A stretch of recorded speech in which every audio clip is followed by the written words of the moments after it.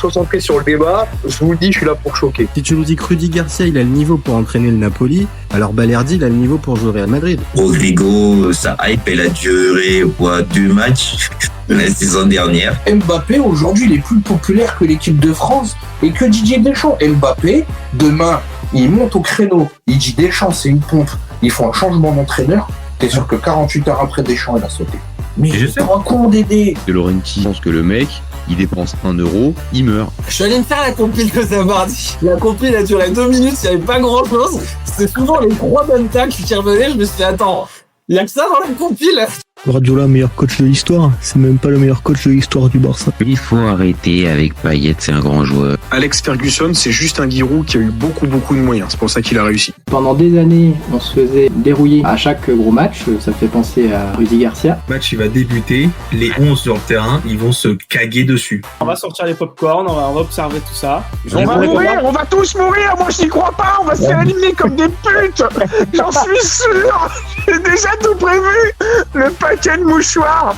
Je veux pas voir ça. Si t'enlèves le championnat anglais, allemand, espagnol, italien, portugais, lituanien, la Ligue 1, c'est le meilleur championnat européen. Mbappé, c'est un remplisseur de brouettes. Par contre, quand il faut aller trousser les grosses équipes, malheureusement, c'est lui qui se fait remplir.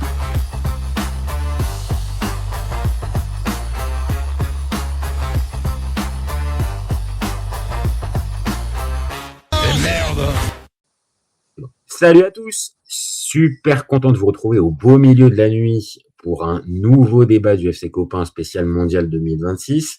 Ce soir, au beau milieu de la nuit, je suis pas tout seul, je suis avec mon copain Chad qui est là pour parler de ce magnifique Côte d'Ivoire-Équateur. Comment ça va mon copain au beau milieu de la nuit? Bah écoute, ça va, hein, et puis très heureux, c'est la Coupe du Monde, donc bon, on va dire les horaires nocturnes ne sont pas dérangeantes pour regarder ce genre d'événement, quoi. Ouais, on est d'accord. Ça adoucit un petit peu le c'est fait sympa, que ça ajoute un petit truc. Ah ouais, ça ajoute. Je suis d'accord, totalement d'accord. Je trouve que la Coupe du Monde en particulier, bon, l'Euro c'est un peu différent, mais la Coupe du Monde en particulier en horaire décalé, ça a toujours une magie un peu particulière. Enfin, je sais pas, les horaires du Qatar, je trouvais pas trop parce que c'était match l'après-midi vachement, vu que ça allait à l'est, donc c'est logique. Mais quand c'est à l'ouest de nous et que c'est par exemple, ou peut-être même au Japon, ça pourrait être le cas d'ailleurs.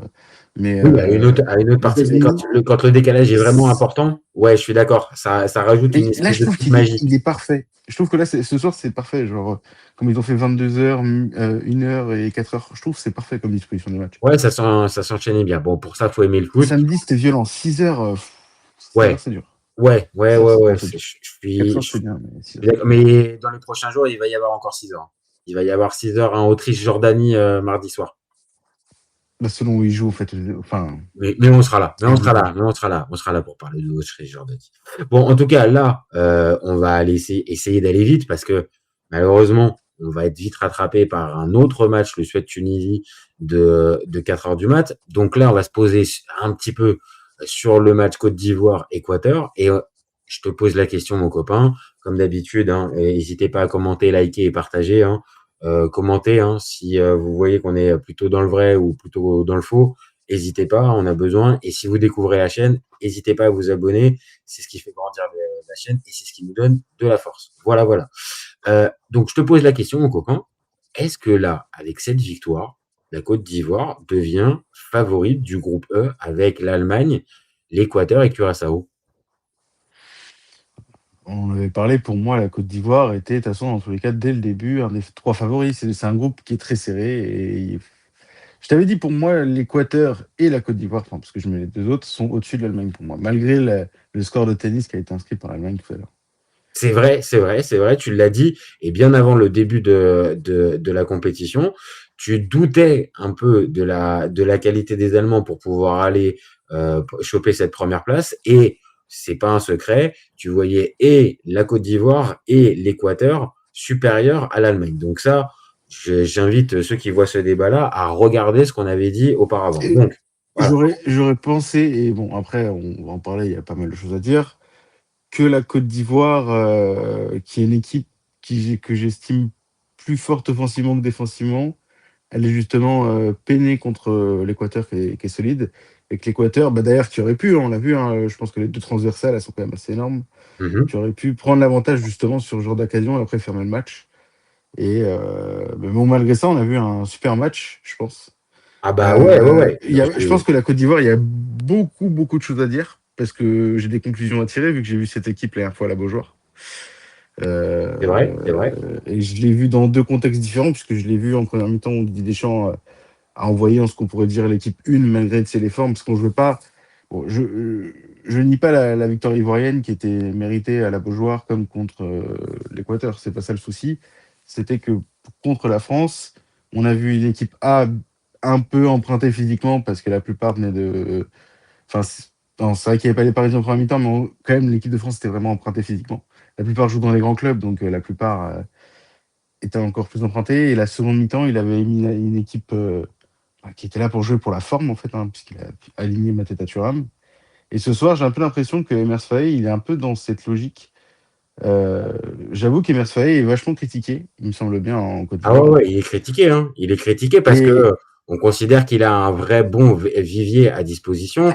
Et là, tu vois, je suis en train de partager le 11 qui a été aligné ce soir. Il y aura toujours matière à dire qu'on pouvait faire mieux. Donc, c'est-à-dire que le milieu de terrain avec juste Kessié et Fofana, ça posera question. Bazoumana Touré sur le côté gauche, ça posera question. Et le double pivot, enfin, les deux attaquants, et je termine là-dessus, et les deux attaquants, Wai et Pépé, ça prêtera à discussion parce que il y a du réservoir.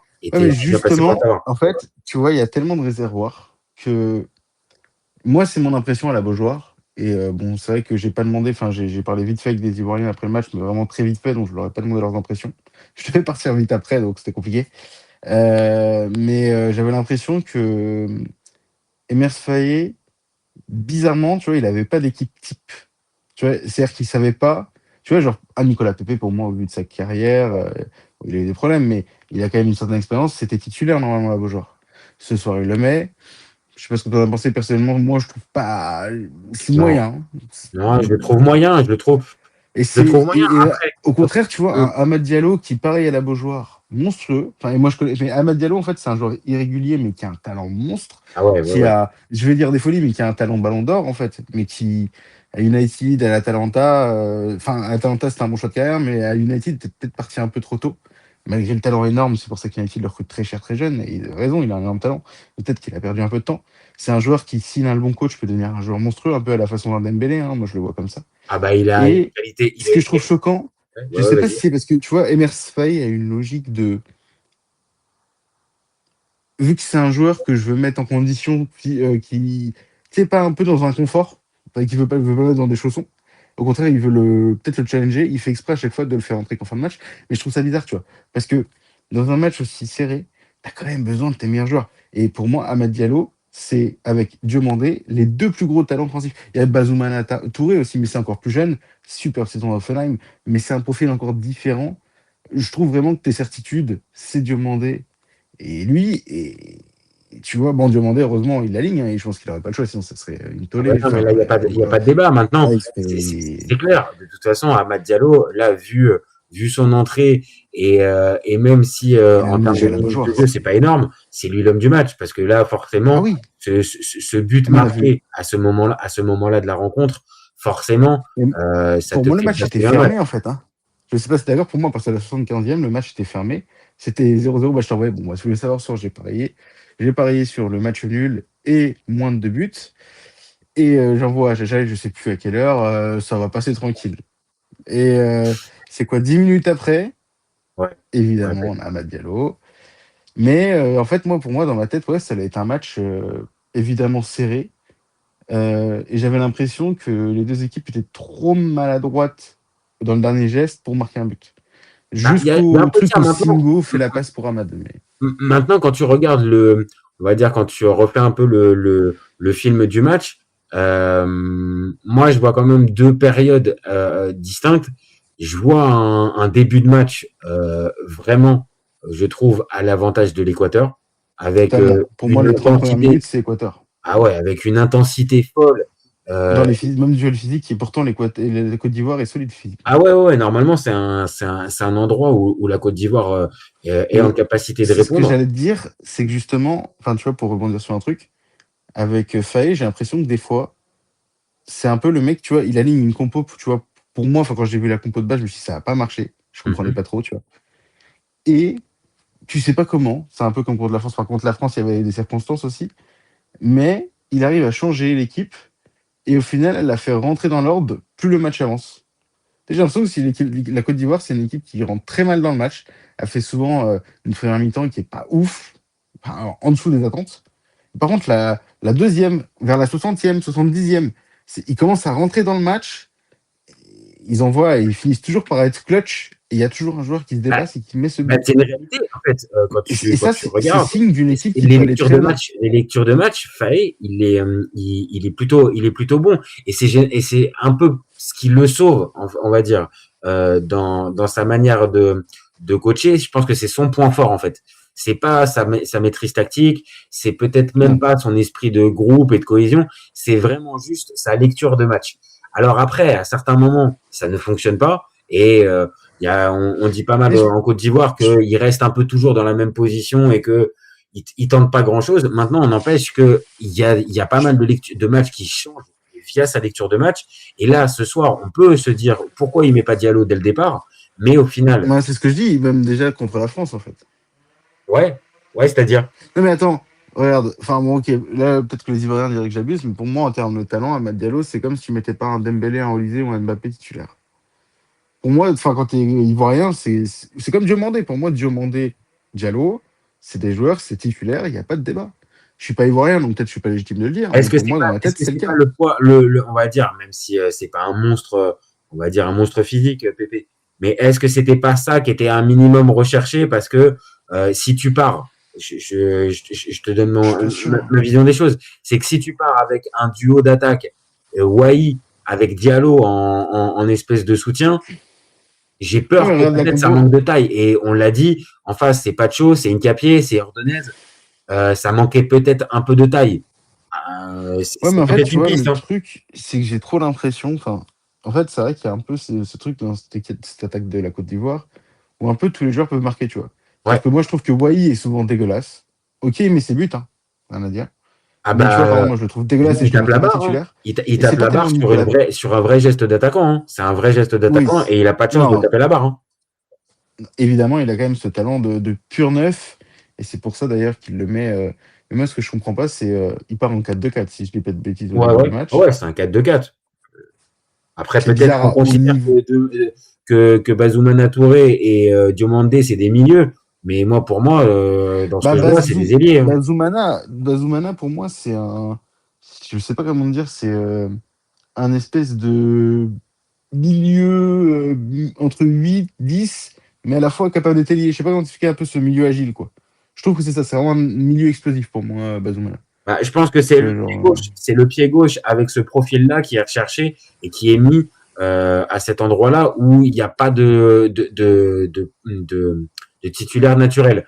Donc c'est peut-être un peu plus par défaut qu'il est mis sur ce côté gauche, même si il se débrouille pas mal. Hein. Il se débrouille sur le match de ce soir, il est bon. Hein. Ah non, mais même déjà même déjà Offenheim, je pense que tu as vu cette saison. Ouais. Il est à quoi 6 buts, 12 passes D cette saison comme Offenheim. Ouais, il fait une excellente saison. Ouais. Bah, c'est pour ça qu'il est pas titulaire, parce que sinon, je pense qu'il y a tellement. Enfin, après, tu vois, ils sont arrangés parce que je crois que Guessant est pas très bien physiquement, donc Guessant joue pas, mais en fait, ils ont quand même, mine de rien, tu vois, une grande densité d'attaquants en termes de qualité, c'est assez homogène.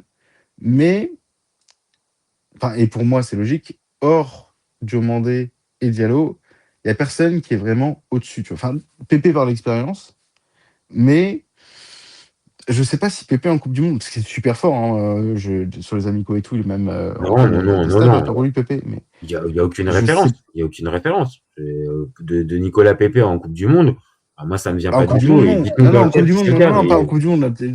Mais en tout cas, avec la Côte d'Ivoire, c'est quand même un joueur qui a porté la Côte d'Ivoire fut un temps, quoi. Mais c'est ça le truc. Est-ce que... j'ai l'impression que Emers Faé, il n'a pas vraiment de système où il est serein et que c'est un petit peu le fil du match qui le fait gagner, tu vois, ce soir. Moi, j'ai plus l'impression que l'Équateur était mieux organisé. J'ai l'impression que l'Équateur avait vraiment un schéma de jeu et un plan et que la Côte d'Ivoire, c'est fait au fil du match, tu vois. C'est limite les joueurs, tu vois. Mais c'est un peu ce qu'on lui reproche. Hein, généralement. Ça marche, par contre. Ça lui a donné raison en 2023 quand il arrive quelques semaines avant la finale et qui remplace Gasset. Mais c'est un contexte tellement particulier, tellement à part que, ok, d'accord, mais tu peux pas véritablement baser ton expérience là-dessus. Tu vois, c'est tellement lunaire, c'est tellement extraordinaire ce qui s'est passé. C'est une canne à domicile, donc il y a aussi un peu ce truc irréel. Enfin, après, grand exploit, c'est un ancien Nantais, je le respecte et tout. Mais sur le côté objectif, c'est vrai que. Par contre, il a les résultats, hein, donc pour l'instant, c'est pas critiquable. Mais c'est vrai qu'au vu de la qualité, quand tu vois. Tu vois, moi, je mets vraiment le débat. Je suis pas sûr que la Côte d'Ivoire soit vraiment en dessous du Sénégal ou du Maroc. Ah bah non. Et ça se joue à rien pendant la Coupe 2025. Ils ont même peut-être plus une capacité à aller loin que les deux cités, tu vois. Bah en termes d'effectifs, en tout cas, en termes d'effectifs, ça mériterait débat. Je trouve ça plus homogène, en fait. Je trouve ça plus homogène. Ça peut. Alors, je vois, là, on a des messages. On a Néo qui nous dit favorite devant l'Allemagne, ne nous emballons pas. Bien dit, Faye doit revoir son classement. Et Fuji qui nous dit le milieu est pas bon, aucune sortie de balle, Fofana est vraiment pas bon. Non, mais c'est vrai que le milieu, à part Kessié, Fofana, franchement, c'est vraiment pas ouf. Et ça, c'est le problème de la Côte d'Ivoire, c'est que, à part Inaï, et Inaï, pour moi, a pas de certitude. Enfin, il est bon, hein, mais il n'y a pas de certitude, c'est encore un jeune joueur. Ah ouais, non, mais pour moi, et t'as Seko, il y a un peu de Ramax. Seko, super joueur. Ils auraient le Seko d'il y a 3 ans, tu dirais même la Côte d'Ivoire, il faut aller loin, quoi. Bah oui. Et par contre, Kessié, j'avoue que je l'avais un peu perdu de vue, vu que c'était en Arabie Saoudite, je regarde un petit peu, mais je savais pas trop.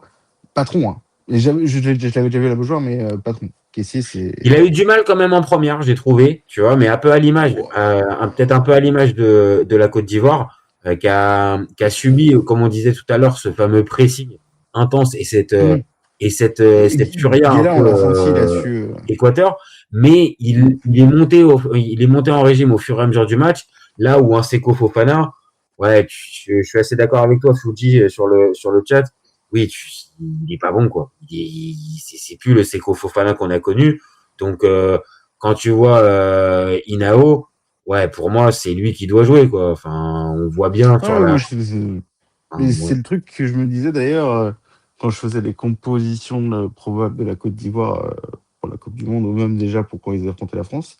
Je me disais, mais il va jouer à 3 au milieu. Et en fait, non. Et tu vois, pour moi, même si Seko est pas bon, je tenterais Inao, Seko et Kessié, tu vois.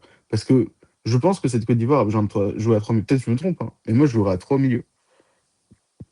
En tout cas, ça mérite.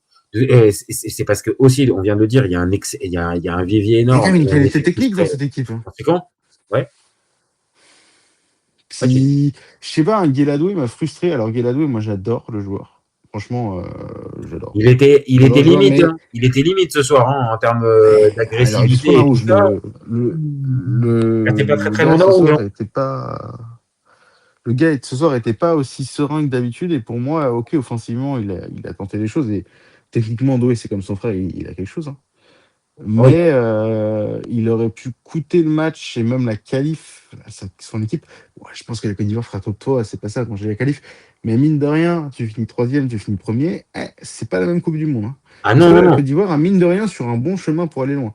On va dire qu'il leur reste l'Allemagne, en gros. Hein.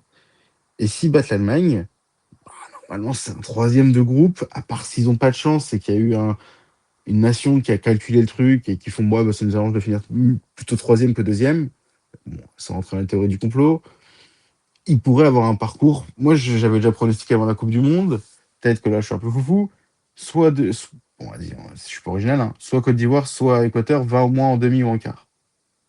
Ouais, mais après. Moi, ça m'étonnerait pas. Ça a la solidité pour. Après, c'est ça le truc, c'est que c'est quoi la limite d'une équipe qui a pas de plan de jeu? Parce qu'elle en a alors, pas. Tu vois, pour aller dans ton sens, alors, Fuji nous dit.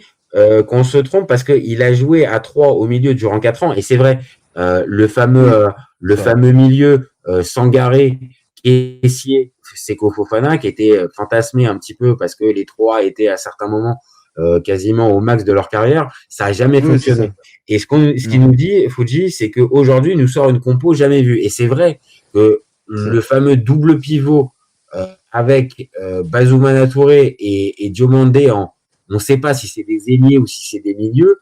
c'est un truc qui n'avait pas été sorti. En tout cas, c'est ce que nous dit Fuji sur Le problème, c'est que le tu vois, chat. en première mi-temps, il voit pas le jour. Ah ouais, il voit pas le jour. Et alors, est-ce que c'est à cause du niveau de jeu équatorien? Là, je suis en train de repartager les stats où vraiment ils ont mis, je te dis, l'intensité et il manque de réussite, hein, parce qu'il y a 2 barres. Hein. Il y a 2 barres pour les Équatoriens.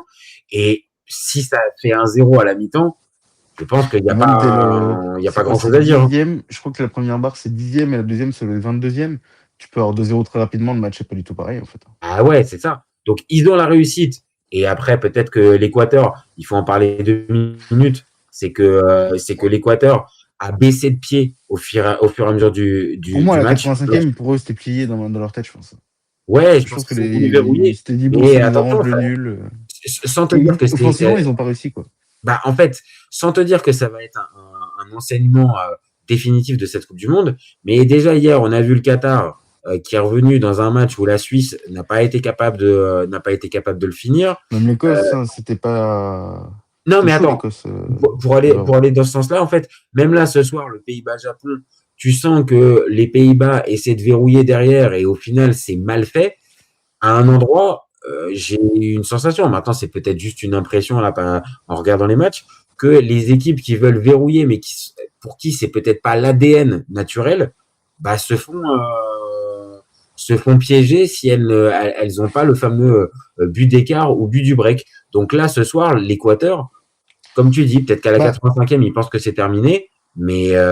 Pour moi, genre, dans le foot actuel mondial, c'est trop compliqué entre des nations d'un niveau qu'on pourrait mettre de tiers B et tiers A, voire tiers S. Entre le tiers S et le tiers B, il n'y a plus un écart où les équipes mettent 4 buts d'avance à la mi-temps. On voit en Coupe du Monde les écarts. Je pense que tu compares 2018 avec aujourd'hui, tu le vois, à part quand il y avait Espagne-Portugal, et là c'était très serré pareil comme d'habitude. Sinon, tu voyais des tollés. Maintenant, quand même, tu vois, ce serait pareil, il y a France-Côte d'Ivoire. Tu vois, c'est plus des matchs où il y a 5-2, 5-3, c'est des 2-1, 1-1, 1-0. Enfin, même dans cette Coupe du Monde, on le voit, pour moi, et je pense que peu de monde pensait qu'il y aurait si peu de buts. Parce que, tu vois, je crois qu'il y a un truc, c'était sur les 3 premiers jours, plus de 20 buts et tout. La plupart avaient joué, la cote était basse. Et en fait, c'est ceux qui ont parié moins de 19 buts qui ont gagné, et largement. Hein. Et c'est un gros changement par rapport à d'habitude. C'est vrai qu'on voit une Coupe du Monde où, en fait, je sais pas si c'est lié au meilleur troisième, mais les équipes se livrent très peu. Bah, elles se livrent très peu. Après, ils prennent beaucoup moins le risque d'aller chercher 3 points que d'aller chercher... Bah, à voir aussi, t'as raison, ce paramètre-là, et c'est la première fois qu'on a ça en Coupe du Monde. On a connu ça dans les Euros, mais jamais en Coupe du Monde. Donc, c'est aussi à prendre en considération. Et puis, il y a une autre explication, une autre tentative d'explication qui peut aussi s'entendre. C'est le fameux paramètre conditions météo et, on va dire, la capacité des équipes à pouvoir tenir 90 minutes avec peut-être des niveaux de chaleur peut-être un peu élevés, tu vois. Je sais pas si c'est du calcul, si c'est du calcul subi, ou si c'est à certains moments même des limites physiques en fait. Pour l'instant, j'ai pas l'impression, mais je suis pas préparateur physique tu vois. À voir au bout de 2 semaines de compétition aussi, parce qu'il y a quand même du temps, mine de rien. Alors peut-être que ça leur permet de récupérer physiquement, mais et peut-être aussi de s'adapter, mais c'est vrai que c'est des questions où on n'a pas forcément de réponse directe, quoi. Et certaines surtout. Bah, c'est ça. Bon, maintenant, il nous reste 5 minutes à mon copain. Il faut donc je te pose la question. Là, je suis en train de partager le classement du groupe. Donc, toi, spontanément, tu m'avais dit, ouais, la Côte d'Ivoire peut, tu l'imaginais spontanément que la Côte d'Ivoire pouvait terminer devant l'Allemagne. Est-ce que là, le fameux 7-1 face à Curaçao te fait revoir un peu les choses dans le sens, est-ce que tu penses que la Côte d'Ivoire peut, si ça vient à se faire au goal average, arriver à mettre ce type de score-là à Curaçao? Non, je pense pas. Je pense que l'Équateur, c'est plus une équipe qui pourrait faire 2-1 ou 3-1, mais qui aurait tout à fait la capacité, par contre, de mettre un 2-1 ou un 3-1 à l'Allemagne. Je suis pas sûr que ça va être grand-chose. En fait, l'Allemagne est habituée. L'Allemagne et l'Espagne, c'est 2 équipes qui sont vraiment habituées à mettre des scores de tennis et qui, dans les moments importants, bon, pas pour l'Espagne, hein. Excluez ce que je viens de dire pour l'Espagne, par contre, hein, là-dessus. Et pour l'Allemagne, par exemple, elle est capable de perdre sur un vieux match tout pourri. Pour moi, en fait, le problème, c'est que l'Allemagne, il n'y a pas de certitude, en fait, quand tu regardes. Ils ont, enfin, Neuer, Undav, alors, ça serait une surprise, mais pour moi, genre, ouais, l'Allemagne, ouais, c'est vraiment un cran en dessous de beaucoup d'équipes européennes. Ils ont Nagelsmann, donc techniquement, ça devrait être hypant, mais je sais pas, je suis pas emballé du tout pour l'Allemagne. Il y a beaucoup d'équipes sud-américaines, enfin, peut-être pas beaucoup d'équipes sud-américaines, peut-être 3 équipes sud-américaines que j'estime au-dessus de l'Allemagne, mais ouais, pas convaincu par l'Allemagne, personnellement. Pas Je me trompe, convaincu. hein, Alors Fab. là, par exemple, on a Abdoulaye Cissé qui, je pense, doit être supporter ivoirien, qui nous dit on n'est pas favori, il y a d'énormes progrès à faire. Par contre, on doit pas, on doit faire attention face à l'Allemagne qui est un gros morceau. Donc même un supporter après une victoire ce soir, certes un peu tiré par les cheveux, mais quand même face à un adversaire de Oui, il faut aller la qualité, chercher, hein, la victoire face à. ça c'est quand même mesuré quand même. Hein. C'est le premier but Je qu'a sens pas encaissé d'enthousiasme l'Équateur fou. Hein. depuis. Ouais, mais parce que. En fait, c'est ce que je dis, c'est que, mine de rien, bravo les éléphants, hein, mais je serais un supporter des éléphants, je peux pas me dire avec certitude que ce que j'ai vu ce soir, ça va forcément m'assurer que je vais faire une grande Coupe du Monde, quoi. Ah ouais, Tu vois, tu penses pas que c'est par un hold-up. exemple là, justement cette victoire-là C'est un contre un hold-up. adversaire de qualité, Non, tu mais. vois, ça les fasse Ouais, passer ok. Non, dans un truc supérieur, tu penses en pas? fait, ça montre que la Côte d'Ivoire a passé un cap. Ça, c'est certain, je suis Ah, d'accord. ouais. Si, quand même. Mais est-ce que ça te permet de me dire que la Côte d'Ivoire a passé un cap dans le jeu et que collectivement, ils vont réussir à aller loin? Je suis pas sûr. Ouais, Moi, je te l'ai dit, la Côte d'Ivoire, je vois très peu d'équipes qui sont au-dessus d'eux, parce qu'ils ont un très bel effectif pour moi. Mais c'est quoi la limite, comme je t'ai dit, d'une équipe qui a vraiment pas de plan de jeu? Parce que pour moi, Faé, pour l'instant, et c'est mon impression, peut-être qu'on se trompe tous sur Faé, et qu'en fait, le mec tient très bien son groupe, s'entend super bien avec les joueurs, vu qu'il est jeune et tout, et qu'il sait ce qu'il fait, pourquoi il commence les compos de départ à pas faire d'équipe type, et il commence avec une équipe B, même sur des matchs de Coupe du Monde où tu dois gagner. Je sais pas. C'est des questions difficiles. Moi, je souhaite que la Côte d'Ivoire aille loin, mais sur les questions rationnelles, c'est compliqué d'y répondre là. Non, c'est sûr. Donc toi, tu resterais un tout petit peu mesuré encore sur la fameuse question la Côte d'Ivoire devient-elle favorite du groupe E? L'Équateur, c'est pas T'attends. fini hein, aussi. Ouais, tu penses? J'ai rien personnellement contre cette équipe de Côte d'Ivoire, mais si je devais parier entre qui a le plus de chances de faire mal à l'Allemagne entre elle et l'Équateur, je pense que c'est l'Allemagne. C'est l'Équateur, pardon. Je pense que c'est Je pense que l'Équateur. ouais, je pense que là-dessus, pour moi, j'estime que le match ce soir était 50-50, vraiment. Hein. Et que c'est vraiment la fin de match où la Côte d'Ivoire, par son talent, a réussi aussi et une meilleure équipe offensive que l'Équateur, parce que je pense que ce qui a vraiment tué l'Équateur, c'est leur manque de réalisme, hein, tout simplement. Ils jouaient On l'a mieux dit, le que début de la match, Côte. c'est ce qui les plombe. Hein. C'est le début de match qui les plombe, où normalement tu dois marquer sur tes temps forts. Et alors, ok, la Coupe du Monde, c'est pas la Ligue des Champions, peut-être en termes de niveau de jeu et tout ça, mais de la même manière, c'est-à-dire que tu marques pas sur tes temps forts et sur un mini temps faible, voire une fin de match, tu réponds pas présent, t'es sanctionné direct. Donc oui, s'ils avaient joué Curaçao, peut-être que on n'aurait pas eu ça. Par contre, là, face à ce type d'adversaire, bah, la Côte d'Ivoire, sans être rayonnante et extraordinaire, bah, ce soir, elle fait le taf. Et pour la fameuse question du plan de jeu, c'est ce qu'on nous dit, Fuji nous redit, en fait, avec le 4-3-3, oui, on pourrait être favori. Par contre, avec le 4-4-2 de ce soir, non. Bah, tu vois, ça montre bien qu'il y a des interrogations au niveau tactique et qu'il y a des interrogations au niveau tactique. Ouais. Moi, je pense qu'en fait, tu vois, le problème, je pense que Emers Faé n'a pas de certitude dans un schéma de jeu. Et donc, il s'est dit, putain, parce que quand tu regardes la Côte d'Ivoire, en fait, c'est une équipe qui a. Non, pardon, j'ai failli faire tomber la table. T'as Sangaré qui est un bon joueur, mais pareil, comme on a déjà dit en sélection, ça marche pas. T'as Seko Fofana qui est un ex-joueur international qui a porté la Côte d'Ivoire pendant 10 ans, qui a des références, mais qui aujourd'hui commence à être un peu cramé, et même avec les éléphants, ça commence à être un peu limite. Et c'est ta seule certitude, qui lui est aussi ton joueur d'expérience, c'est Kessie. Et par contre, quand tu regardes les ailiers, slash milieu offensif, on va mettre les ailiers et les milieux offensifs, même si c'est des profils différents pour moi. Mm-hmm. T'as Diallo, Diomandé, Bazoumana Touré, Pépé, enfin, j'en oublie, t'as Guessant, je dois même en oublier des évidents là, j'avoue que j'ai pas tout en tête, mais en fait, ils ont une qualité de joueurs d'attaquants, c'est un peu comme l'équipe de France, tu vois. L'équipe de France, nous au milieu, je peux pas comparer le milieu de l'équipe de France avec le milieu de la Côte d'Ivoire, mais c'est pareil, on a de plus large qualité de joueurs offensifs, et du coup, tu utilises un Cherki comme un milieu de terrain.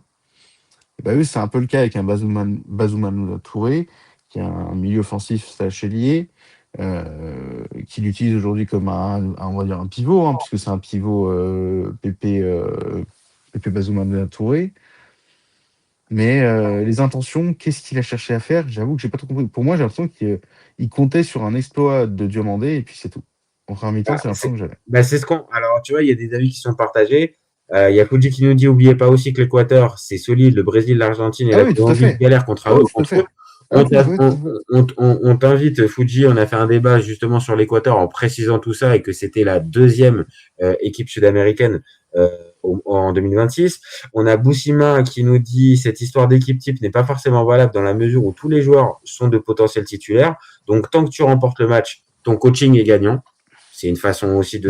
D'accord, mais c'est un peu spécial parce que ça veut dire que, en fait, je comprends dans le sens du message où c'est un peu positif, mais est-ce qu'un Amad Diallo qui, justement, j'avoue que j'ai pas tous les matchs de la Côte d'Ivoire en tête, mais on va dire sur les 2 derniers matchs avec certitude que je puisse dire, te fait des matchs où il démontre qu'il est le meilleur joueur avec Yann Diomandé en attaque et que le mec joue pas. Pendant la CAN, on va pas se mentir, c'est le meilleur joueur ivoirien pendant la dernière CAN, donc au mois de janvier. Donc c'est sûr que les références, on les avait. Et ça va dans le sens du message de Jonas qui nous dit la Côte d'Ivoire a une bonne équipe, mais n'a pas encore une équipe type. Le match, effectivement, c'est une 50-50 et c'est l'expérience qui tue avec Amad Diallo. Ouais, Amad Diallo qui commence à rentrer en maturité là, et qui va peut-être commencer à être le joueur dont on va entendre beaucoup parler parce que c'est vrai quoi, il a que l'âge 24 ans, donc l'âge de la maturité, le talent, il commence à l'avoir canalisé. Puis là, je pense que là, sur ces 2 derniers matchs, je pense que je serais pas étonné de le voir dans un très gros club. Hein. Ouais. Il est déjà United, mais encore. Ça c'est sûr. Maintenant, MU fait la Ligue des Champions l'année prochaine, donc ça peut peut-être. Ils ont fait quoi, 3e ou 2e? Ouais, ça finit 2e. Ouais, 3e. C'est toujours le bordel à United, quoi. Ouais, voilà. Mais en tout cas, lui montre, là encore une fois, dans un autre contexte, on va dire un peu délicat, qui peut endosser le costume du sauveur. Et pour aller loin dans une Coupe du Monde, on le sait aussi, tu as besoin de ce type de joueur-là. Donc oui, à l'avenir, s'il te plaît, Emers, ça serait bien quand même que tu nous le mettes titulaire quand même. Ça serait sympa, je pense que le joueur que tout le monde regarde, c'est Yann Diomandé, parce que c'est le jeune qui vient d'arriver. Oui, parce qu'on n'en a pas parlé et on arrive à la fin de notre débat, mais c'est vrai que Diomandé, il fait un match XXL. On n'a pas parlé du tout, et Yann... Et bien sûr que moi, quand je suis allé à France-Côte d'Ivoire, le joueur que je voulais voir, c'était Yann Diomandé. Hein, et que tout le monde a découvert, je pense, beaucoup de Français ont découvert sur ce match. Et, super beau. Par contre, si on parle d'un joueur clutch, c'est normal, il est jeune. Hein. Moi, justement, j'aurais parlé toujours sur Amad Diallo. Amad Diallo est plus ce genre de joueur. Et j'ai l'impression qu'avec la maturité, là, franchement, il commence à être apprécié comme un bon vin, là, Amad Diallo. Franchement, ça... Pour l'avoir vu en Italie, avant Coupe du Monde, à Bergame, je l'avais à Bergame. En Angleterre, on voyait déjà le potentiel du garçon. Alors peut-être qu'il a... Il avait quel âge, 16-17 ans en 2018 ou 2019 il était déjà... Très tôt. Mais 35 millions à 17 ans, je sais plus. C'est exactement ça. Donc c'est peut-être ça aussi qui lui a fait perdre du temps. Mais de l'autre côté, ça... Justement, ce que je te disais tout à l'heure, c'est que moi je trouve que c'est un joueur qui a perdu du temps et qui maintenant, ça y est, avec quand même ses qualités, a fini par travailler et a trouvé son rythme, je pense, dans ce Après, c'est toujours la même question. On ne sait jamais dans ces cas-là. Est-ce que c'est un mal pour un bien? Peut-être que allant dans un autre club, il aurait peut-être été plus actif, mais il aurait peut-être pas eu ce déclic-là. Là, on semble voir quand même. Physiquement, il a l'air d'être bien en plus. Bah ouais, tu vois. Physiquement, le fait d'aller en PL, je pense que ça lui a débloqué quelque chose. Quoi. Je pense maintenant, on est sur un gars qui doit être titulaire. On vient de le dire, même si moi, c'est mon anomalie. Énormément de différence. Mais voilà. Entre Bazoumana et Amad Diallo, c'est justement ce que je dis pour moi quand on parlait d'équipe type. Je suis désolé. Hein. Alors, Bazoumana, c'est ok, un talent pareil, encore une fois, encore un talent, comme on en parle depuis tout à l'heure. La Côte d'Ivoire est remplie de talents et de jeunes talents avec encore des incertitudes d'ailleurs, hein, même si qui dit talent dit aussi une part d'incertitude, hein, quelque part. Ah oui. Mais pour moi, Matello a tellement de références et tellement dans son prime, si on peut dire, qu'il n'y a pas de débat. C'est pas Bazoumana qui doit être titulaire. C'est pas, oui, c'est ça. Ça doit pas être Bazoumana qui doit être titulaire. Ça doit être lui. Alors peut-être qu'aussi, il sait que c'est un joueur qui rentre très bien en Joker, mais je sais pas. Bah peut-être que là, Emers Faé, ça va le décider. Et même si encore une fois, s'il le met pas. Si. Il faut qu'il nous écoute. On va lui faire C'est qu'il doit parvenir. avoir une raison. Sinon, s'il le fait pas et que Hamad a l'air de plutôt bien le vivre, c'est que peut-être il le sait ou que même lui le sait. Hamad lui a dit, bah coach, je me sens mieux quand je rentre à 60e. Ouais. Je fais encore plus de différence physique que d'habitude et je tiens tout le match à fond, quoi. On ne sait pas. Peut-être qu'il y avait une gêne peut-être physique qui a fait qu'il n'était pas titulaire parce que pareil, pendant la CAN, il était titulaire. Donc bon, écoute, voilà. Nous, on vient de se positionner. C'est ça qui est bizarre avec Faye, c'est que tu vois, il a pourtant des joueurs qui sont référencés. Et des fois, il tente des choses comme avec Sangaré. Hein. Sangaré qui a disparu du jour au lendemain. Si on regarde Sangaré en tant que joueur, on se dit quand même que c'est plutôt solide. Ouais, mais il répond plus. C'est ce qu'on nous dit. Hein, c'est Jonas, c'est ce qui nous dit ça. Il nous dit Sangaré ne répond plus. Il nous suffit d'un bon milieu pour inquiéter les grandes équipes. Ouais, mais ce qui n'est pas le cas pour l'instant. Inao peut rentrer dans ce 11. Par contre, le fameux milieu à 3, il t'en faut un troisième. Et là, le troisième, je ne l'ai pas. Parce que Seko, on l'a dit, c'est plus le bon. C'est plus le même. Caissier, on est rassuré. Mais par contre, Fofana, non. On est quand même en gros point d'interrogation avec Seko.